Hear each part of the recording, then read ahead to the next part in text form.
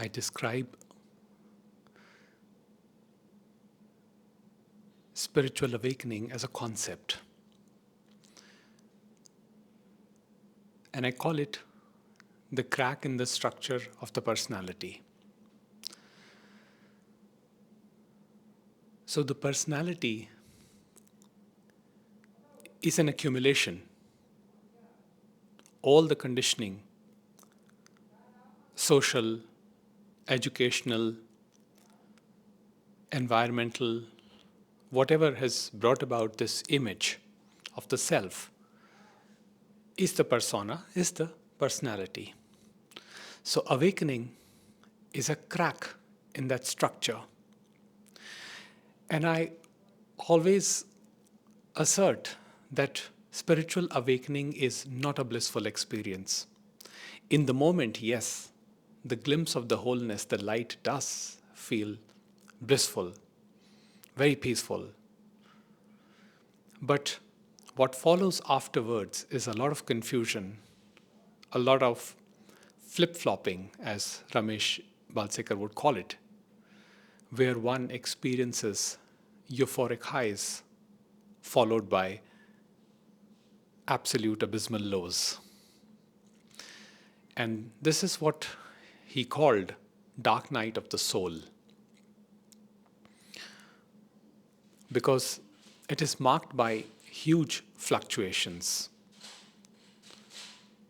There is a lot of pain, a lot of suffering that one goes through, a lot of confusion, and the seeker usually is trying to find out how to end this pain, which has become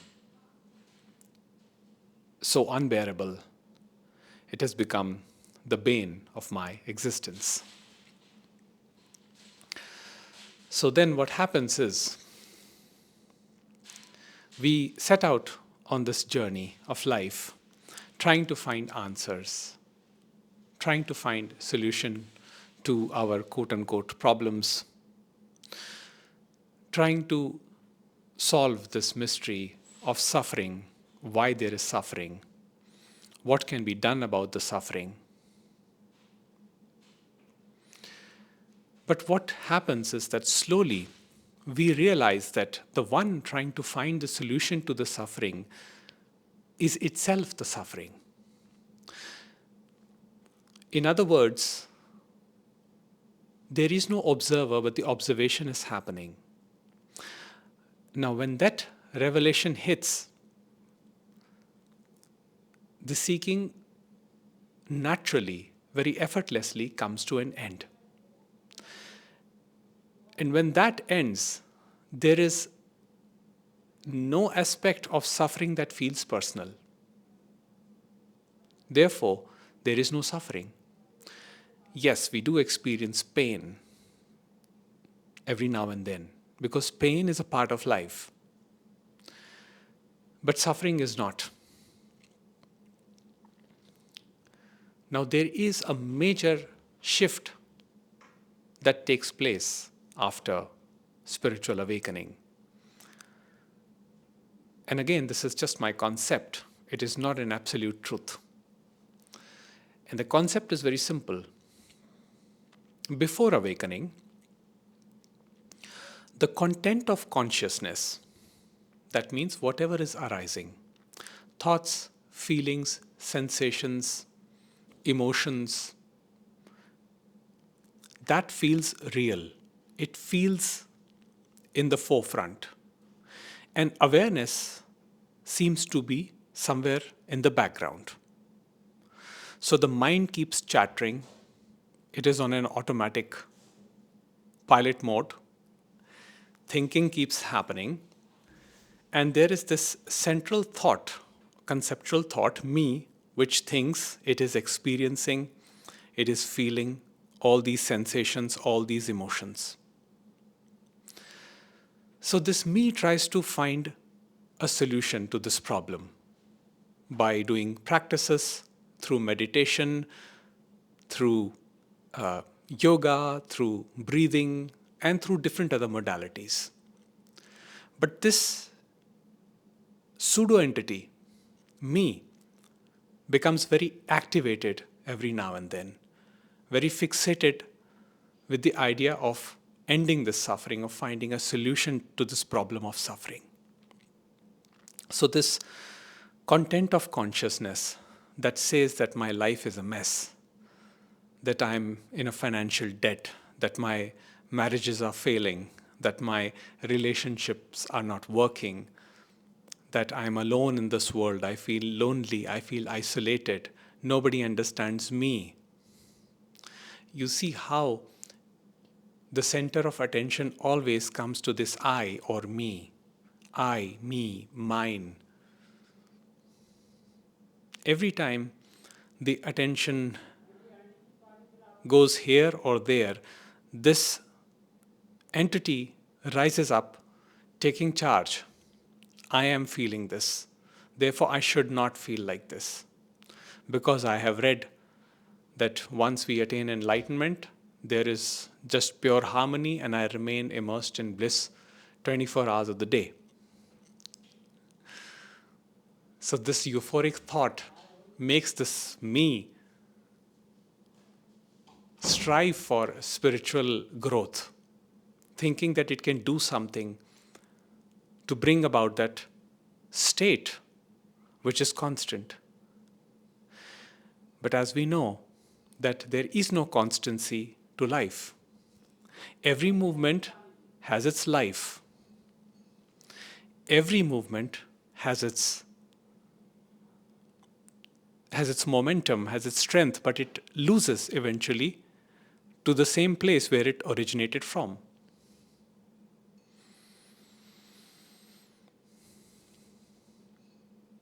So, when there is a crack in the structure of this personality, there is a crack in that momentum too.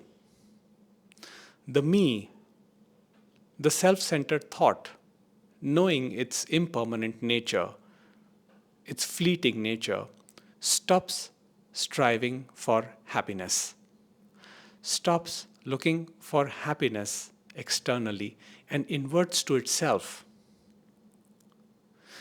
Ramana Maharishi would say the I inverts to itself. There is a 180-degree turn. So instead of fixating other objects as the source of my problems and my misery, I attend to myself totally. And that is where this I merges back into its source, which is what I conceptually describe as the crack in the structure of the personality, because there is no I or me that is seeing anything in that crack. It is the wholeness glimpsing itself as pure knowing. And that is why it feels blissful in the moment. So the major shift that happens after spiritual awakening is that now the content of consciousness flows back into the background, and the presence or the awareness or the spaciousness becomes the content of the consciousness comes to the background, and the awareing presence comes to the foreground. That is the major shift now. So all these thoughts about my suffering, my life, why aren't things happening the way I want them to be? Why aren't things happening in a particular way that I prefer? Why aren't people behaving the way I want them to behave? Why aren't my life situations and pieces falling into the perfect place as I envision? All of those ideas are now in the background. They are not dismissed. They are not invalidated. They are seen. They are recognized. But they are shown love. They are shown presence. Just like a child. So when the child says, oh, I will become a superhero, like a Superman or a Supergirl when I grow up. What do? Do you tell the truth to the child? Do you say, no, that's a fiction, that's a piece of fiction? You will work 9 to 5 in a corporate job and live your life happily ever after. No, you don't do that. You don't do that with innocence. Because, you see, there's no point explaining that to a child, because child does not have the mind to understand that. Similarly, when there is a crack in the structure of the personality, even this me, which has dipped into its own source, does not have the mind to understand what society calls as deep concepts. It does not have that mind anymore. So that childlike innocence comes back. But there is a difference between the innocence of the child and the innocence of the one that has tasted the bliss of the self. The one that has tasted the bliss of the self is aware of the processes that are happening within, even while they know that they cannot control anything. And they allow for it. That is what the foreground presence does. The awareing presence becomes the holder, the spaciousness, where the content of consciousness, whatever feeling, sensation, whatever suffering is arising in the moment, that spaciousness, that presence has the capacity to hold everything. In fact, every arising gets illuminated in that spaciousness itself, because it is not separate from that spaciousness. It is made up of the same substance. So consciousness or pure awareness is the substratum, is the foundation, is the source and substance of everything. Recognition of that consciousness happens when this shift happens after spiritual awakening, where all the content which earlier used to be in the foreground shifts to the background. And the presence becomes the foreground.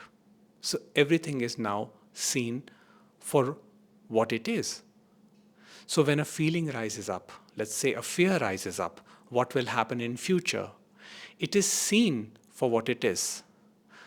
Then, rather than taking an impulsive and a reactive step in that moment, believing the feeling to be real, what happens is that the organism slows down. The working mind evaluates. Is this real, or is it something I'm feeling right now in this moment? If it is bringing up a certain degree of an emotional charge, there is awareness that this is not real. This is an arising, just like a wave in the ocean. So there is this mindfulness, this presence, to let the wave subside first and then make the decision or then take the action. So in other words, we learn to respond to life rather than react to it. That impulsiveness to take the decision right now in anxiousness is gone. And a lot of relationships becomes harmonious. I'm not just talking about romantic relationships, every relationship. Because life is relationship with the other. It does not matter what the equation is. There is an underlying substratum. There is recognition of that substratum, which brings peace. So even when there is no harmony externally, internally there's always an order. Because the chaos is seen and accepted for what it is. It is all content running in the background. You are the presence. You are what brings light to it. You are that pure knowing which illuminates all this content. The content does not exist on its own. But you as pure knowing can stand alone. Therefore, there is no question of you being lonely. Therefore, there is no question of you trying to cling on to anything for peace, for happiness. You just remain as you are, in total acceptance with whatever is arising.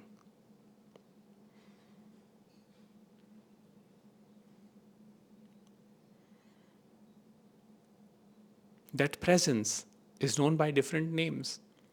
I like to call it compassionate heart. You can call it unconditional love. There are no choices in that. It simply watches. It doesn't judge. It does not analyze. It does not try to find a fix because it does not see anything as a problem. It sees everything as an arising. That is who you are.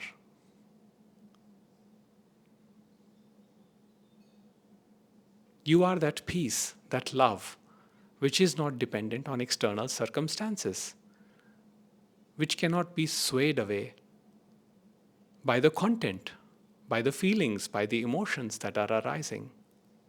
You see the illusory nature of these arisings. And yes, they do feel very intense and very real in the moment. And we are not trying to discount the emotions because they are pointing to something.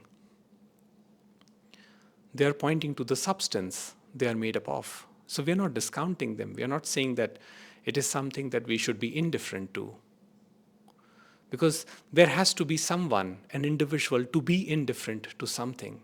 So it is not about being indifferent. It is about acceptance. Acceptance includes everything, includes our resistance also that we are offering to whatever is arising. Seeing how we don't want to feel our feelings, how we want to avoid our thoughts, and all the escape routes that we formulate by indulging in substances, scrolling on social media, indulging in sexual activities, eating, or so many other things. How we try to escape the content. But till we try to escape the content, there is no possibility for us to reach its substratum. Therefore, when we are still and present, that crack in the structure of the personality begins to widen. And where the personality begins to dissolve. Now, it never gets completely eliminated because some part of personality is required for daily living. Ramana Maharshi said that the ego of the sage, he said that a sage does have an ego. And he said that the ego of a sage is like the remnants of a burnt rope. It is there, but it is there only for functional purposes. It is there to tell the sage to eat when they're hungry, to sleep when they're feeling sleepy, to take care of the mind-body organism that is the vehicle to navigate this reality. So it is there for functional and preservational aspects. But if there is a huge wave of fear of a future or a sorrow of a past, the sage does not have the mind to swing in two different directions because the sage is rooted in the present moment, totally alert, totally aware. Because the personality is almost now left to the skeleton. Just bones, there is no flesh. It is there only for navigational purposes, for interhuman interaction, for spreading the message of peace and harmony, I could say.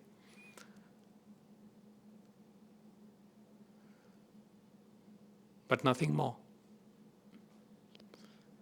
Because that shift has already taken place in the sage where the content has now moved to the background and there is this pure loving presence in the foreground. That is home. That is heart. That is who we are.